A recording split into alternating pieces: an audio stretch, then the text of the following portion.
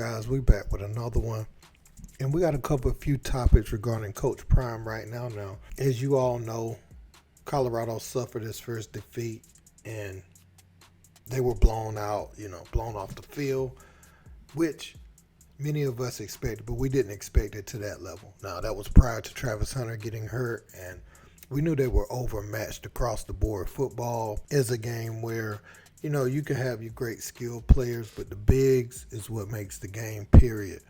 There's no way around it. You can play great for a few weeks, but when you finally line up with an opponent that has all the components to be a great team, it's going to expose itself, and that's exactly what happened. But Jason Whitlock, amongst several others, including a tweet where this lady said that Oregon stands up for all of us, or standing up for all of us, it has a racial undertone or overtone, however you want to look at it. I mean, it's clear what she was doing and who she was saying that demographic was for. And you saw some people in the comments, they were loving it, but you had others who were pushing back. And Jason Whitlock finally got Deion Sanders to do this after just weeks and weeks of going in on him.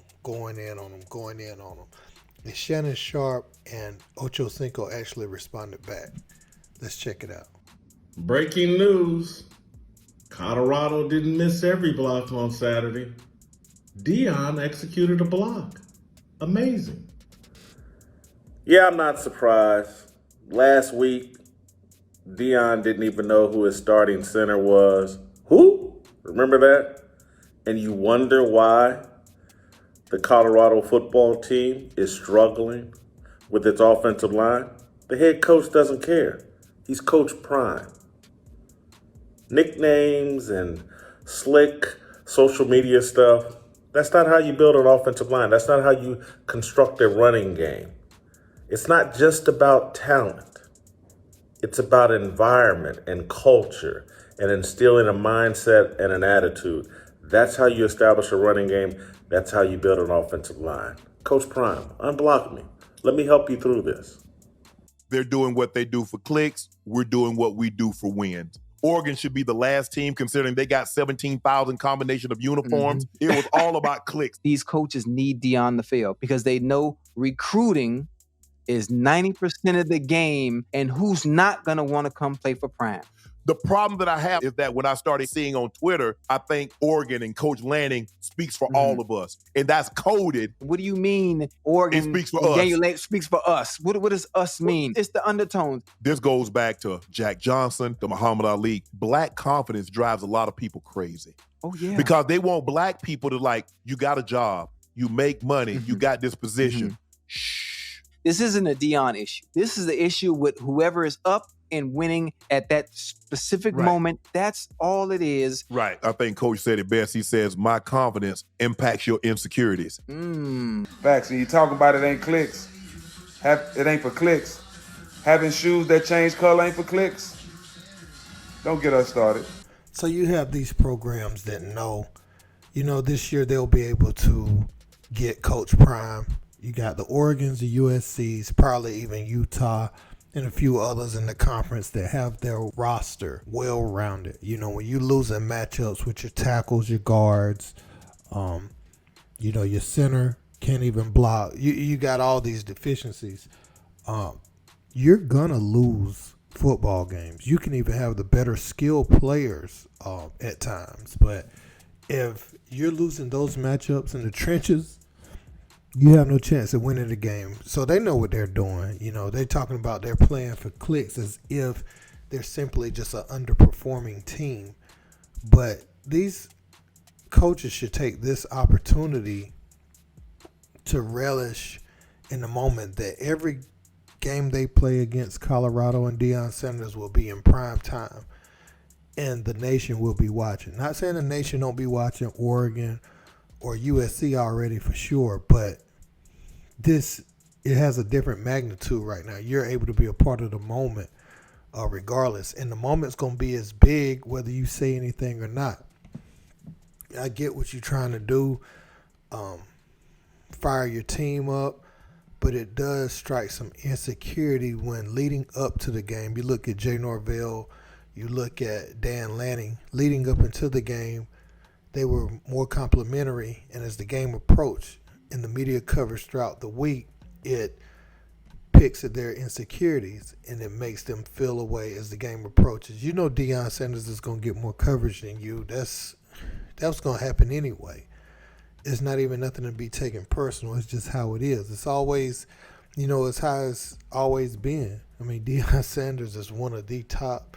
People look at him as one of the apex athletes to ever do it, period.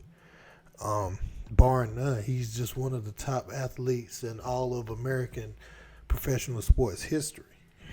So, and he has the personality. He has personality that's as great as his talent. He's one person that speaks his mind and everything and has all the talent, and his career backs up how he speaks. That's why it's gone on so long.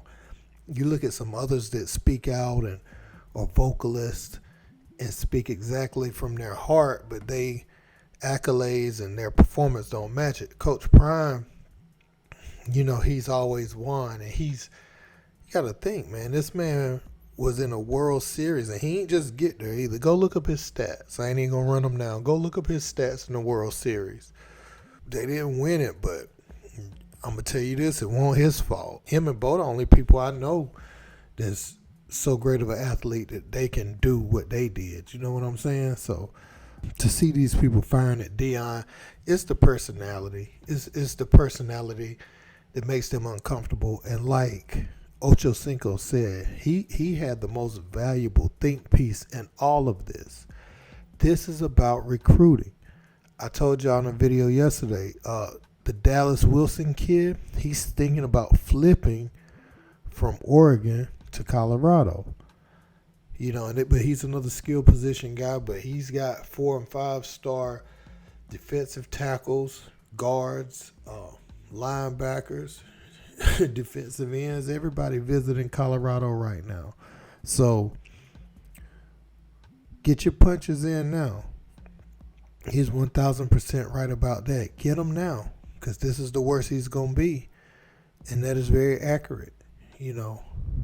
Shador's playing well, but looking in the future, he's probably going to be getting those 5-star quarterbacks. They're going to be like Quinn Ewers, and he's going to be getting the Arch Mannings and all those guys coming into his program very soon. So the quarterbacks he'll be getting out of high school will be higher rated than even his son Shador was. And he'll have better pass protection. They'll have a run game. Look at how deficient they are. Like some of the things, even though they won the first few weeks, we knew they didn't have a run game. We knew, Xavier Weaver bailed them out some tight spots. Travis Hunter was able to make some big plays, but they were just talented in areas. They were winning based off how good some individuals were at times, instead of, the team being a great team.